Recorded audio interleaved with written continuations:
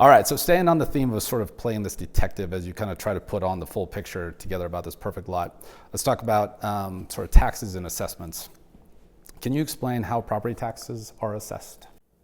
Yes, we're going to take a little bit of a math lesson, so hang on. Property taxes are assessed in the simplest form. We talked about the tax rolls. We talked about different service providers that assess a mill levy on that property. So it's basically mill levy times the assessed value is your property taxes. When we get into the, think of your Algebra 1 equations, the mill levy is divided by 1,000, and then you multiply that by the assessed value times the assessment ratio. And that gets really complicated. Assessment ratios are set by the state. The valuation is done by the county on a 2-year cycle. But that's the basics of how property taxes are assessed. Okay. So when you're kind of trying to estimate those future taxes and trying to understand it, where's the best place to go for that? From like websites or anything else along those lines? Can you pull that off the MLS pretty easy? Is your realtor the one who's going to pull that? How does a consumer figure that out pretty easily? So taxes is one of the fields that we do put into the MLS.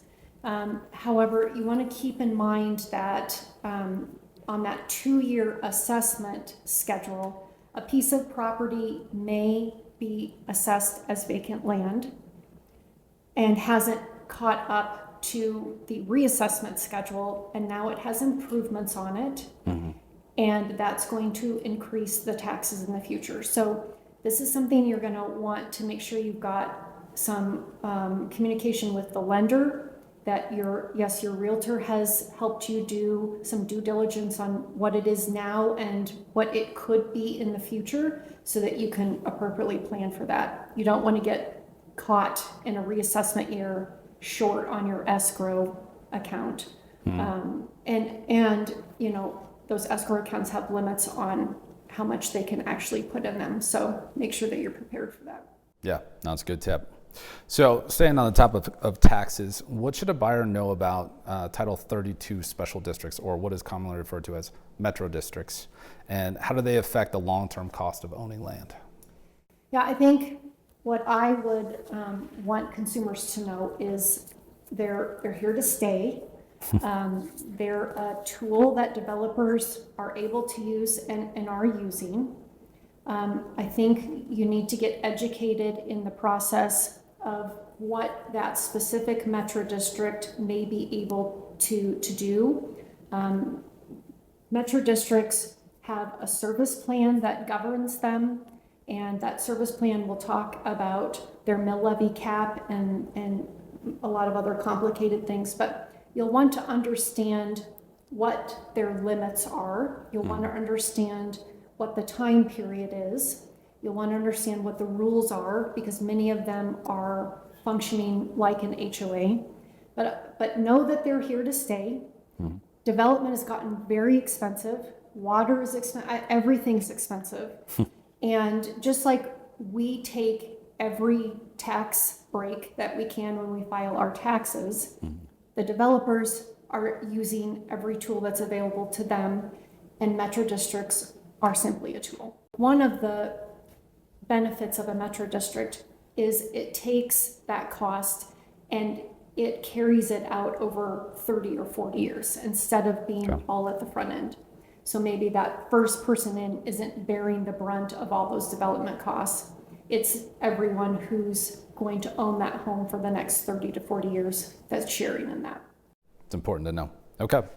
So I think you mentioned HOAs, and I think it's a good transition from metro districts to talk about HOAs and sort of special assessments as kind of a bundled group. So if the land is subject to covenants, what's the potential involvement of an HOA, and what does that typically mean on a regular basis to the average consumer? Well, as you just noted, if it's in a subdivision, you can expect there's going to be covenants. The HOA typically manages the enforcement of those covenants. And keeping in mind, we just talked about metro districts. So the metro district may be the enforcer of the covenants. There may be a separate HOA. So you want to understand who is actually managing it. One of the reasons that we see a lot of metro districts now essentially operating the HOA is because they can be tax deductible. A traditional HOA fee is not tax deductible, but the metro district, because it's collected via the mill levy, is potentially tax deductible. I'm not an accountant, so I don't know, your unique situation, but Yeah. the potential is there. You'll want to understand if the metro district or HOA is assessing maybe an operations and maintenance fee. Maybe there's a pool, so there's a separate fee for that. Is there a parks fee? Some of the other fees that we see, maybe it's in a private gated community. Maybe there's a road fee. Maybe they have a non-pot system. That's non-potable water, meaning they're using untreated water for the exterior irrigation, which can be a huge cost savings on the front end. So that may be an additional fee.